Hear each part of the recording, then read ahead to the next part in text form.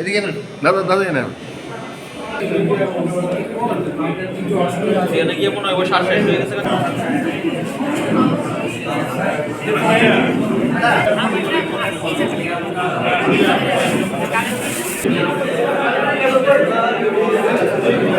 প্রচেষ্টায় আমরা এখানে স্টুডেন্ট হেলথ হোমে একটি হেলথ চেক আপ ক্যাম্প আমরা আয়োজন করেছি।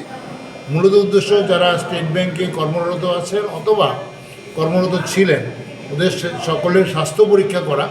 এটা ঠিক গতানুগতিক হেলথ ক্যাম্প নয় যেখানে রুগী দেখা হয় বা তার কোনো ওষুধ দেওয়া হয়, বরং আমরা যেটা করছি সেটা হলো অনেকগুলি পরীক্ষা নিরীক্ষা করা আমরা এখানে সুযোগ রয়েছে, যেমন ইসিজি করা যাবে, আবার এই স্টুডেন্ট হেলথ হোমে এখানে এক্সরে করার সুযোগ রয়েছে। তাছাড়া আমরা ব্লাড সুগার টেস্ট করছি, আই চেক আপ করছি, ফিজিওথেরাপির সুযোগ রয়েছে, তাছাড়া সুযোগ রয়েছে লিপিড প্রোফাইল করা এবং ইউরিক অ্যাসিড করা, HbA1c বা গ্লাইকোসাইলেট হিমোগ্লোবিন করা। অর্থাৎ কি না, আমার দেখা যায় আমি ভালো আছি কি না, কারণ অসুস্থ হলে আমরা হাসপাতালে যাব, সেখানে সঠিকভাবে চিকিৎসা করা সম্ভব, কিন্তু অসুস্থ হওয়ার আগে তার কোনো রোগ আছে কিনা, যেমন আমরা অনেকেই জানি না আমাদের ব্লাড সুগার আছে বা আরও সহজভাবে বলতে গেলে আমরা অনেকেই জানি না আমাদের ব্লাড প্রেশার বেড়ে আছে।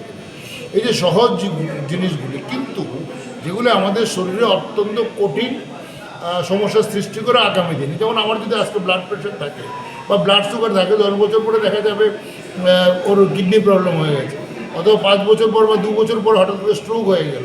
এই যেগুলি বড় বড় সমস্যা, বিশেষ করে নন কমিউনিকেবল ডিজিজ, যেটা নিয়ে ভারত সরকারও অত্যন্ত চিন্তিত এবং সারা ভারতবর্ষে বর্তমানে নন কমিউনিকেবল ডিজিজগুলিকে আটকানোর জন্য, প্রতিরোধ করার জন্য প্রচেষ্টা চলছে। আমাদের এই হেলথ ক্যাম্পটা আসলে সেই ধরনের একটা উদ্দেশ্য নিয়ে করা।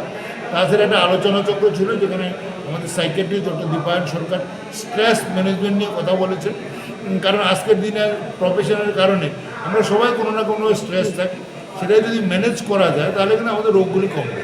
এবং আমাদের সার্বিকভাবে আমরা বিশ্বাস করি যে আমরা যত বেশি সচেতন হব, স্বাস্থ্য সচেতন হব, তাহলে কিন্তু আমাদের রোগ কমতে পারে। যেমন আমাদের ভারতবর্ষে আমাদের দেশ স্বাধীন হয় 1947 সালে, আমাদের গড় আয়ু ছিল 32 বছর, বর্তমানে সেই গড় আয়ু বাড়তে বাড়তে 71 বছর হয়েছে।